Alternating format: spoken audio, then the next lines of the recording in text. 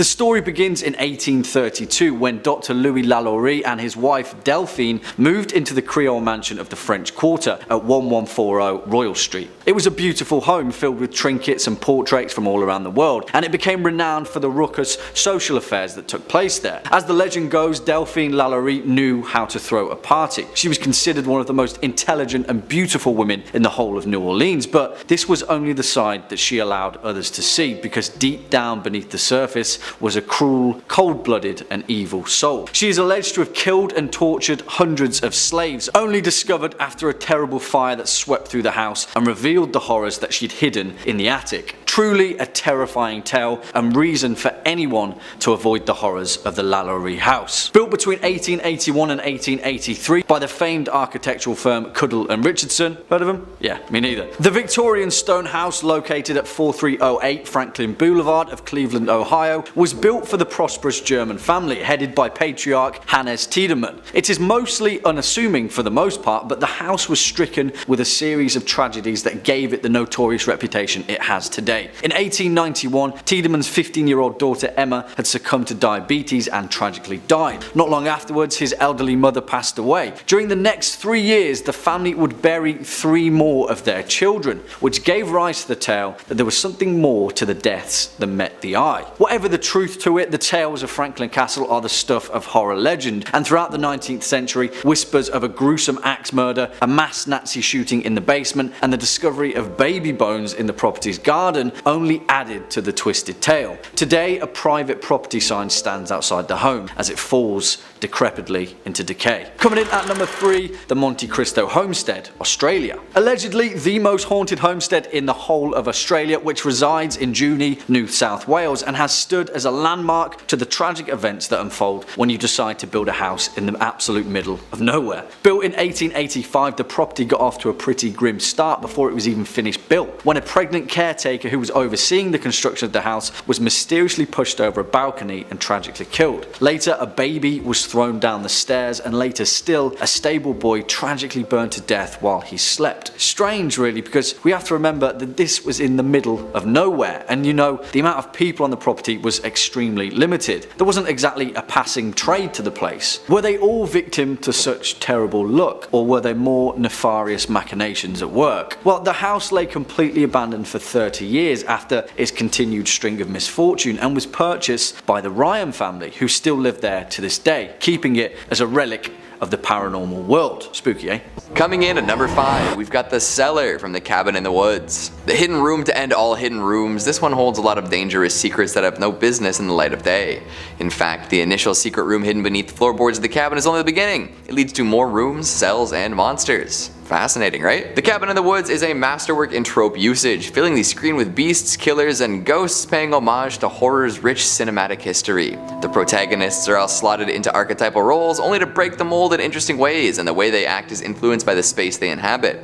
So the discovery of a hidden room shouldn't come as too much of a surprise, considering the circumstances. After a wild night of being involuntarily drugged without their knowledge, the pals discover a passage into the cellar, and in classic horror movie fashion, descend into the depths to see what's up. Beneath the cabin is a veritable treasure trove of cursed objects, although the unfortunate victims would have no way to know that they carried dark energy. Well, no way plot-wise anyway. Most would be able to tell these items were a no-go just by looking at them. An age-weathered wedding dress, veil and all. A puzzle sphere worthy of an alternate universe Cenobite. An ancient amulet likely to call upon a beast with a terrible curse. A conch shell, guaranteed to bring about the oft-referenced merman. And of course, the Bruckner girl's diary, filled with incantations that will wake the dead. If I discovered such a room beneath the place I rented, I'd make sure to vacate ASAP. I'm leaving a bad review on Airbnb too. What's worse, your host spying on you and charging extra for cleanup fees, or them leaving you at the mercy of any number of paranormal entities hidden in their musty cellar? It's hard to give a definitive answer to that question. The general array of dangerous items and the implication that there are many more we didn't get to see makes this hidden room one of the scariest out there. You gotta wonder how many people didn't even make it out after selecting their object. Coming in at number 4, we've got The Dream Door from Channel Zero. If you haven't already, do yourself a favor and watch the entirety of this tragically cancelled television program. Channel Zero is the best thing to happen to horror TV in a long time and was cut short unfortunately early. Rest in peace, sweet baby angel. Thankfully, the showrunner, Nick Antosca, has gone on to make a feature flick that will be releasing soon after many pandemic delays, so keep an eye out for Antlers. Getting back to the matter at hand though, let's talk about the Dream Door. Sounds pleasant enough, conjuring images of floating and sleeping. However, the Dream Door unleashes a force into the world that nobody should ever have to deal with. Every season of Channel Zero is based upon a creepypasta story, whether it's the first season's Candle Cove or the use of the No End House in season 2. This means that the Dream Door is also based upon an online tale. Titled I Found a Hidden Door in My Cellar and I Think I've Made a Big Mistake, it chronicles the discovery of a hidden door behind some old wallpaper in someone's cellar. Curiosity, as always, kills the cat, and the man decides to pop the door open, revealing a long staircase down below the house that doesn't make any architectural sense. There's also a man, dapper, in a black suit and brimmed hat, waiting down there, facing another door. He moves unnaturally, as if he's learning to walk in real time, and then he runs full speed backwards towards the poor man investigating his cellar. Freaked out, he slams the door and alerts the authorities. The dark-suited man was never seen again, but there was another room to explore, one plastered with ancient blood and indecipherable symbols. A classic creepypasta.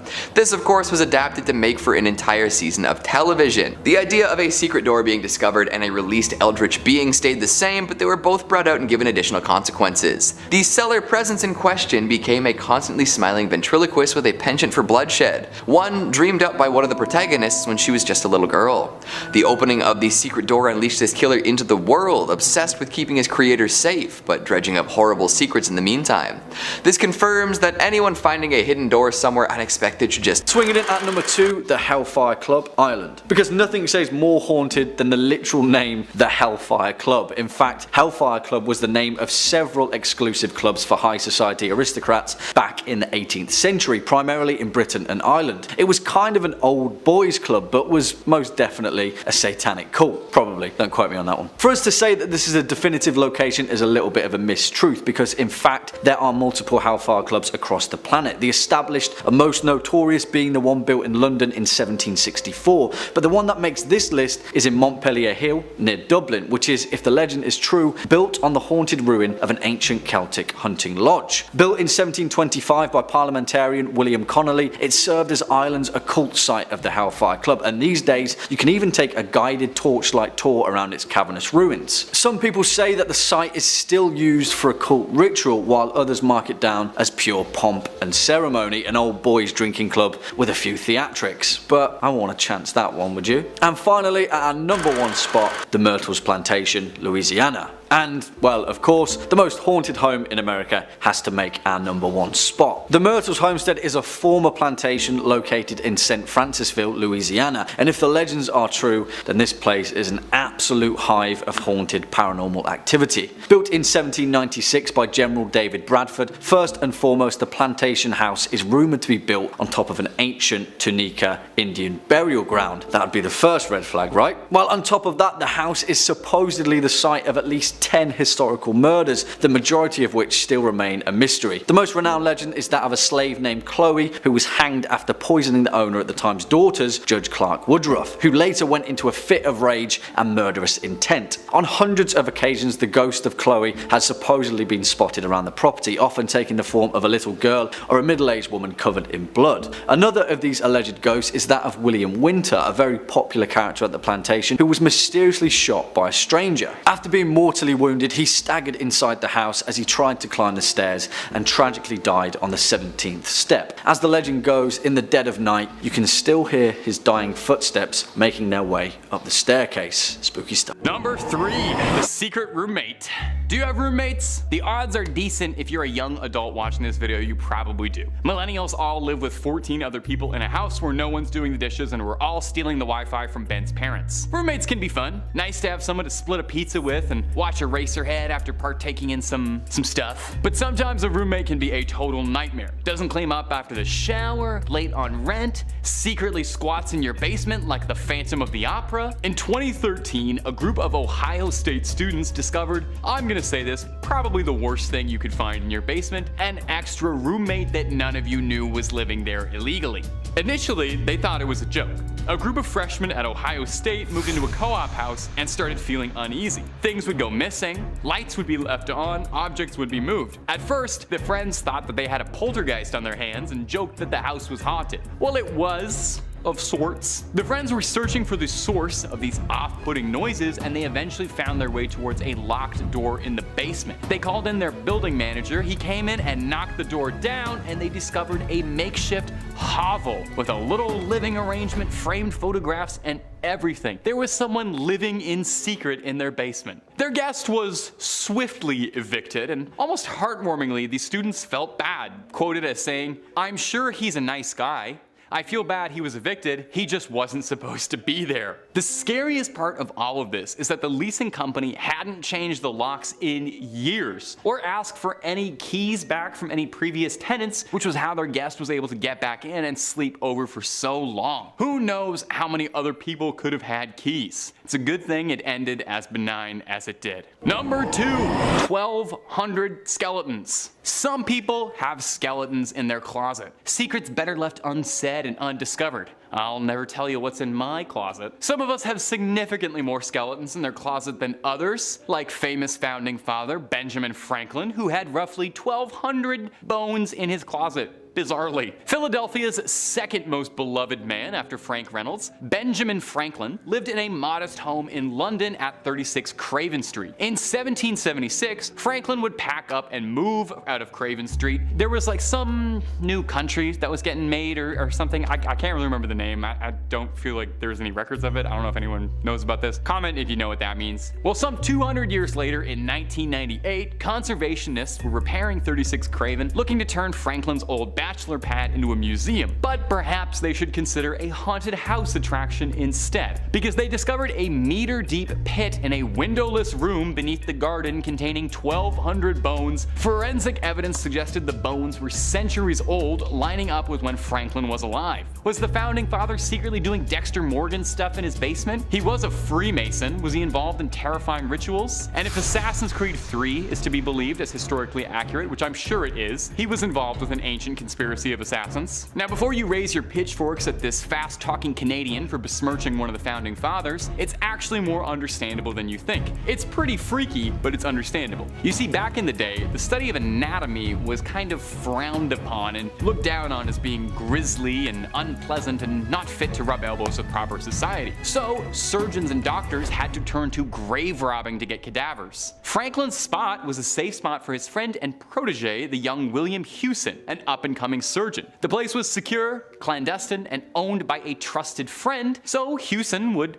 dig up bodies and then bury his experiments in his good friend Ben Franklin's backyard. So, Benjamin Franklin just had some very strange friends, and he's not a deranged serial killer that we know of. Number 1, a whole city. And finally, I like to think I've saved the best for last here. We found some strange stuff in the basement so far. We got a tank, sharks, skeletons. But to top it off, we're gonna go with the strangest thing anyone ever found in their basement, an entire lost city. Basically the plot of Lion the Witch and the Wardrobe, but for real. Located in Cappadocia, Turkey, this extraordinary underground complex was discovered completely by accident in 1963 when a local man decided to renovate his basement. So if you've been sitting on your laurels waiting to get started on that home reno project, you might want to. You might have a secret kingdom beneath your basement. As the man began to dismantle a wall in his home, he stumbled upon a hidden passage that led to a vast underground chamber. Does this not sound completely made up? Like it's the plot to a video game or something. But it happened. Further exploration revealed an expansive network of rooms, tunnels, and staircases extending as deep as 18 stories beneath the surface. This would turn out to be Derinkuyu, an underground city that had remained hidden for centuries. This guy basically found Atlantis in his backyard. Derinkuyu is estimated to have been built around the 8th century.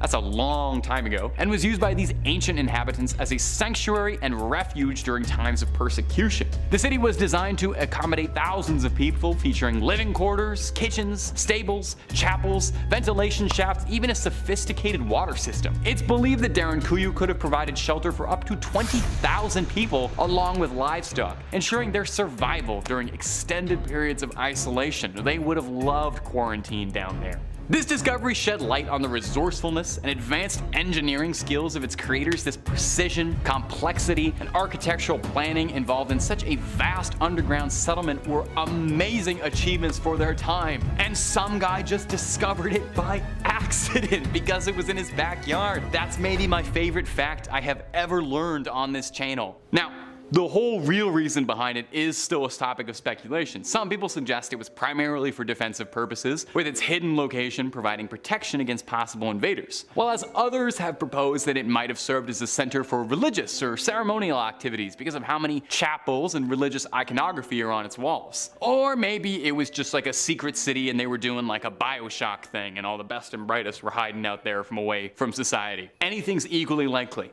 When you go home tonight, or if you're at home already, I would start knocking on some of the walls or knocking on the floor just in case you have a secret kingdom hiding away. Now at number 2, we're going back to the basement in Beijing. In 2017, a Chinese state report highlighted the existence of an entire underground city of workers right underneath a luxury Beijing apartment complex. Homeowners of the Zhulong Gardens residence first became suspicious when they'd started to notice more and more unfamiliar faces in the apartment's lobby. After notifying officials, an investigation led to the discovery of a warren of hidden rooms starting at the building's basement. The underground space had been subdivided into separate workers' dorms, kitchens, and even a smoking room. The space was incredibly cramped and a stark contrast to the luxurious Zhulong Gardens above. The inhabitants of the warren were migrant workers who had risked an unsafe living environment just to earn a wage. Sadly enough, similar stories have been increasingly common, with Beijing reported to have the least affordable rental housing in the world. Finally, coming in at number 1, we have the story of Davis Wallman, an employee of Seattle's Como News. Well, he heard rustling in the upper levels of his Washington home. When he tried the door, he found it locked, which was odd considering that it was, his house. In the unusual position of knocking on a door in his own home, it took a while before he heard a voice reply, "Jimmy, is that you, Jimmy?" He heard more rustling as well as odd noises making their way closer and closer to him. Before he knew it, the door had swung open and Davis was confronted by the face of a strange, dark-haired woman, a complete stranger in his own home. Davis asked the woman who the heck she was and why she was in his house, but the woman insisted, "This is my house. I live here. Jimmy said I could live here." While sneakily calling 911, Davis tried to keep the woman distracted until police could arrive. Unfortunately, they took almost 20 minutes to get there, and the strange, dark-haired woman had disappeared. Davis says he has no idea how the woman had entered his house. Nothing was stolen, and there was very little out of place. Police are still investigating the case, and Davis has since changed all of the locks on his doors. Good job, Davis. Kicking off at number 5, a cemetery. Yep, you heard that correctly. Now, the trope of a home being built atop a burial ground or a pagan sacrificial site is commonly prevalent in horror literature and cinema, mainly lending itself to the rapid expansion of the modern era and the ignorance of ancient history.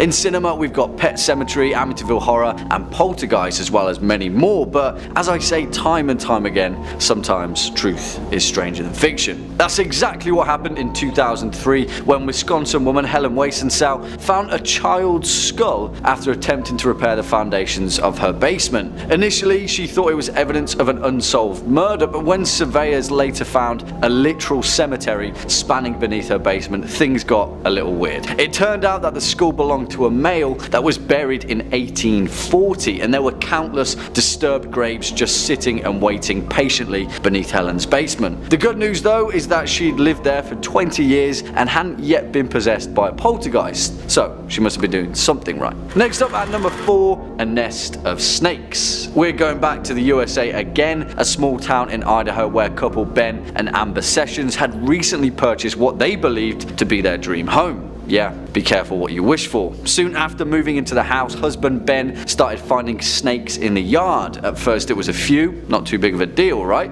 This is rural Idaho. But then Ben found over 40 snakes slithering in his yard in a single day. He literally had to shovel them out by the bucket load. Then things took a turn for the worst and the couple started hearing rustling in the walls. Mice? No, it was like a slithering sound, a buzzing barrage of slithering movement, kind of like the walls were moving. Well, that's when Ben went down to the basement crawl space the next morning, and after he slid away a panel in the foundation, he stepped back in horror. The walls were filled with snakes. Turns out their dream home was actually built on a terrifyingly gigantic hibernaculum, a literal hive of hundreds of snakes living and breeding and feeding on the house's warmth. In an even sadder turn, they had to abandon the house and file for bankruptcy, not before the estate agents that sold them that house tried to put it back on the market for the next unwitting victim though. Those damn estate agents. Coming in at number 3, Ben Franklin's skeletons. Old Benjamin Franklin, the first American and a founding father of the United States, inventor of the bifocals and the Franklin stove. He's got nothing to hide, right?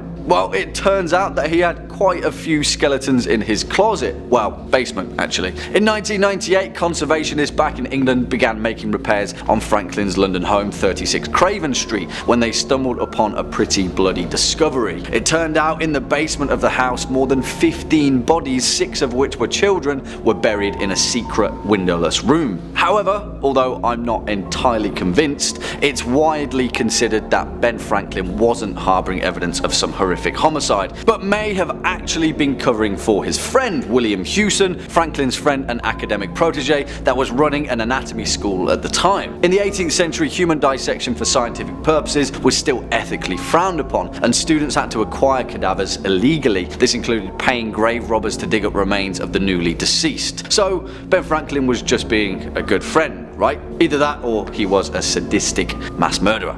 Number 5. Panzer. Something that's pretty recurring for strange artifacts people find on moving into an old house is memorabilia or relics from one of the many wars that has existed on this warlike people. Crates and trunks full of Civil War dollars, maybe an old uniform or old medals. It's either very boring or interesting stuff if you're a history buff. I actually have a relic or two from the Soviet army in my personal collection. Maybe I shouldn't say that on the internet. What do you think is the oddest relic you could find in a basement? Old battle plans, an old helmet maybe? Maybe an entire German tank from the Second World War? In 2015, authorities were called to the attention of an 84-year-old retiree living in Heikendorf because his neighbors were suspicious about the things they thought that they'd seen in his home, referring to paraphernalia from a certain group of troublesome nationalist socialists that YouTube doesn't like me talking about. Owning memorabilia from this infamous political party, we all know the one, can carry a criminal charge in some countries and is generally pretty frowned upon in most parts of the world, even if you're telling people you're just a big Wolfenstein fan. Well, if owning a hat with the logo on it is already close to illegal, imagine owning one of their weapons of war. There's actually significantly more laws restricting the ownership of World War II weaponry than you'd expect, surprisingly. There's no specific legalese for what to do if you happen to find a fully functional, nearly 80-year-old steel titan of rolling thunder and war in your neighbor's basement though. Among the collection, is for lack of a better term, included torpedoes and multiple munitions and weapons. It took 9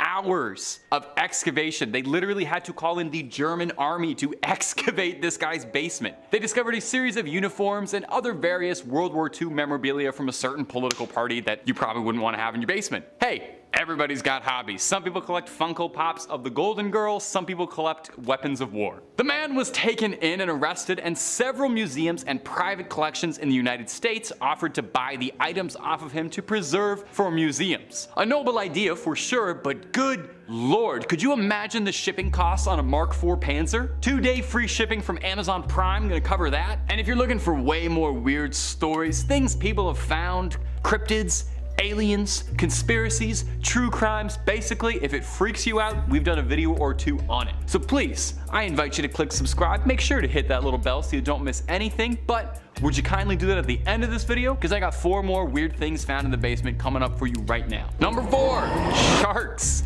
They say you need to be a shark to make it in the cutthroat world of real estate. I think that's speaking metaphorically, but I've been wrong before. Perhaps sometimes people take that a bit too far. In 2019, a 38-year-old in New York was arrested after suspicions that he was doing something strange with sharks when locals in the neighborhood noticed that he had several undergrown sandbar sharks in the back of his truck. Now, 1 or 2 sandbar sharks. When asked, he pleaded guilt to reselling the sharks to private buyers. I would have folded immediately too. I have zero idea how you can explain yourself when the cops ask why you have a bunch of sandbar sharks in your back seat. Well, as if that wasn't nearly enough hot water, things only bubbled up more when the NYPD shipped up to his house and discovered those sharks in the back seat were just the starter sharks. Inside his home was an above-ground pool in the basement containing 7 live sharks and several not as alive sharks. Whether or not they were snacks for the other sharks or just sharks that didn't make the cut, not particularly clear. Now, this might surprise you, but it's actually illegal to sell sharks out of your basement. What actually surprised me, however, is that the trade of them is the illegal part. If you get yourself a fancy permit, you are legally allowed to keep sharks in your basement, but a license costs upward of 10 grand. But imagine being able to flash your shark license at parties. Unbelievable conversation starter and probably the best opening line on Tinder imaginable if you could mention your shark license. Now, if you're worried about these basement dwelling sharks, fret not. They all found homes at the Coney Island Aquarium where they live peacefully and happily, having escaped containment to end up in a slightly larger containment with nicer accommodations. It's kind of like moving up to a minimum security prison where they let you play badminton on break. Coming in at number 5, an ex-boyfriend. Yes, you heard me correctly, an ex-boyfriend. Now, for the most part, we have all heard things going bump in the night, but in most cases, it's nothing. The creaking of an old house, the pet that we're sure we have, just your friendly ghost resident, but typically not a live, living person. Back in 2012, a woman named Tracy made a frightening discovery when she realized her ex-boyfriend had been living in her attic 12 years after they had broken up. That's right, 12 years. Tracy, a Rock Hill, North Carolina resident and single mother, says that she heard thumps from above and saw nails start popping out from the bedroom ceiling. She knew instantly that something wasn't right, at first believing it was some kind of poltergeist. According to reports, the ex had been living in the attic for around 2 weeks since he had been released from prison. The pair had broken up more than 12 years prior before he was ultimately incarcerated. According to Tracy, she never even considered getting back with him and had assumed he had gone to Charlotte after his arrest. That was until her adult sons and her nephew found him asleep in the back of the attic. I quote, "They found a man. He had packed all the coats and jackets into the heating unit and was sleeping in the heating unit." Upon being discovered, the ex-boyfriend ran downstairs and out of the house before police could arrive. They found several Route 44 Sonic cups filled with urine and feces, with Tracy later stating that the only way into the attic was via a door inside the home, which is absolutely terrifying. As per this article, the man is still at large. Whether that is still the case, we have no idea. Let's hope not. Otherwise, he's just going around peeing in Sonic cups. Coming in at number 4, we have Shrapnel Shell. A Reddit user by the name of Offer a Fool posted this picture around 2 years ago, which seems to show some kind of shrapnel shell, or perhaps an unexploded grenade of sorts. Well, according to one visitor to the Reddit page, they confirmed it was in fact a shrapnel shell used against infantry in World War II. They went on to state that the numbers and dial are used to set when it would go off. It would normally go off on impact, but could be set to go off at a specified distance. However, they went on to add that they should be very, very careful with it unless it's been diffused, because it was of course designed to explode and kill people similar to a large frag grenade. It may very well still be unexploded. To make matters worse, user longtime gone MTGO chimed in stating, "Just FYI, this one is probably not exploded. These are shrapnel shells. The top pops off before they spray out a load of grape shot. It was pretty common for people to go to collect the tops and reassemble them after they had discharged to sell them as souvenirs. This one does appear to have already been fired based on the grooves in the bottom ring, but you are right. It's possible that it didn't explode on landing, so you shouldn't touch it if you don't know." That is absolutely terrifying. I think I would leave it put in my attic and move out and never go back to that house again. Next up at number 2, mummified children. Yeah, you're going to be seeing a pattern with our next 2 points. Pretty morbid stuff. Back in 2010, 2 women, Gloria Gomez and Yiming Jing, found 3 large trunks in the basement of the once Grand Glendonald apartment in Los Angeles. After opening them, they found what appeared to be a hoard of antique treasure, a gleaming crystal bowl, stacks of beautiful books, including an original copy of Peter Pan, and 2 leather doctor's satchels. Thinking they were worth a hell of a lot of money, they started digging deeper, but when they found a small bundle of newspapers in the satchels, they shrank back in horror at what was wrapped inside them: the mummified remains of 2 babies. It turned out that the trunk was owned by a Scottish-born nurse by the name of Janet Mann Barry, a strange coincidence as the same initials of the author of Peter Pan. The possibility of her being related to the author was explored, but detectives found no such connection. Through DNA evidence, detectives found that the corpses were the children of the nurse, and although the case is closed, the explanation for the baby's death will likely never be discovered. And finally, at number 1 point, a mummified corpse. See? I told you we were sticking to a theme. Imagine exploring your newly purchased house, making your way to the lower levels, and then discovering a literal mummified corpse sat on a chair staring at you. Well, that's exactly what happened to Jorge Giro, who'd purchased a home in the seaside town of Roses, Spain. It turned out that the previous owner had mysteriously disappeared, but that actually meant she'd passed away peacefully, but no one had checked on her. I mean, it's actually insane that no one had checked the house before selling it at auction, and this is where it gets even crazier. No one knows how long the corpse had sat there, but the mortgage payments to the house had ceased 6 years prior. 6 years just sat there mummifying in the salty sea air, serendipitously waiting for Jorge to discover her. Wow, let's hope there were no curses involved. At number 3, we've got Between the Walls and Housebound. Would you rather live in a haunted house or a house with an unknown squatter in it? On most days of the week, I'd opt for the ghost. Phantoms are one thing, they can only do so much, but a full-grown man living the hermit lifestyle inside of my walls, unbathed, unsocialized, stealing my food and relieving himself? Unacceptable. That's exactly what happened in Housebound, and it laid bare some of my basest fears. For a little while, it appears that the building our protagonist is confined to house arrest inside of is haunted by, a ghost. Odd noises in empty rooms, objects being moved around, unexplained presences spooking folks, the works. The home's history as a halfway house known for gruesome murder adds to this theory. However, it ends up being a long-forgotten squatter that's causing all the ruckus. A man who was once a boy at the halfway house was abused and decided to hide away before he was either killed or brought back to his abuser. He crawled into the walls and survived by sneaking about and stealing supplies. All these years later, he does the same thing. In this little hidey hole, there are a variety of items meant for entertainment and of course the required place to put, well, waste. For a squatter, it's paradise. For a homeowner, it is a horrifying reminder that someone has been living right under your nose for who knows how long. Coming in number 2, we've got The Basement from The People Under the Stairs. The scariest stories are often the ones based in reality, which makes this one extra disturbing. A Wes Craven classic, of course there are going to be some gory and upsetting moments throughout the movie, but the premise itself is absolutely gut-wrenching. Apparently this movie was based upon a real news story Craven had seen, where 2 burglars broke into a house looking for valuables and came across a secret compartment imprisoning 2 children. Embodying the gentleman thieves of lore, they decided to suck it up and go to the authorities who freed the children. Imagine that, breaking into someone's house and then finding a crime much more heinous than your own, and then turning yourself in to report that crime. Legendary. Protection of property should also come after the protection of people anyways, right? But I digress. In the movie, a similar scenario plays out, albeit much more dramatically. The burglars in this case are all killed outright, save for the youngest of the bunch. He discovers a secret basement full of deformed cannibalistic children, all held captive by the incestuous duo of mommy and daddy. Yikes. That is a sight and smell that no sane person would come away from unchanged. And finally, at number 1, we've got The Basement Passage from Martyrs. You know I had to save the most brutal for last. Everything about this secret room is horrific, from the method of discovery to the experiments lying within. Seeking revenge against the family that was responsible for their imprisonment and abuse as children, Anna and Lucy find out where the Belfonds live. Lucy takes matters into her own hands and kills the entire family, afterwards making the realization that she would always be attacked by the demon she dreamed up. Seeing nothing but a dead end, Lucy ends her own life, leaving Anna behind. Anna doesn't know what to do, but soon discovers a secret passage containing a tortured and brutalized woman, confirming her suspicions that the Belfonds had something to do with her troubled past. It doesn't end there though, as it's revealed that this basement torture chamber was developed by a group who attempts to learn more about the afterlife through transcendental insight caused by suffering. I'm sure you can see where this is going.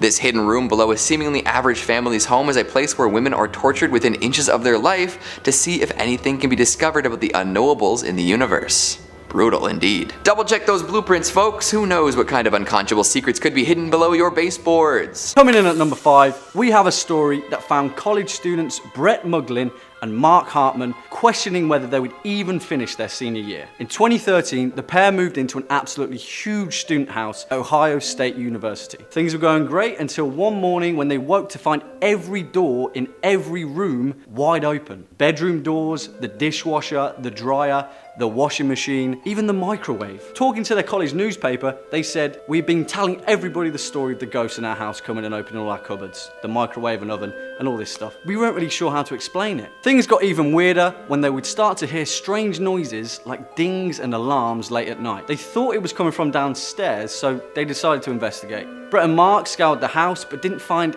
anything until they reached the basement, where they discovered a locked door that no one had a key to. Sounds?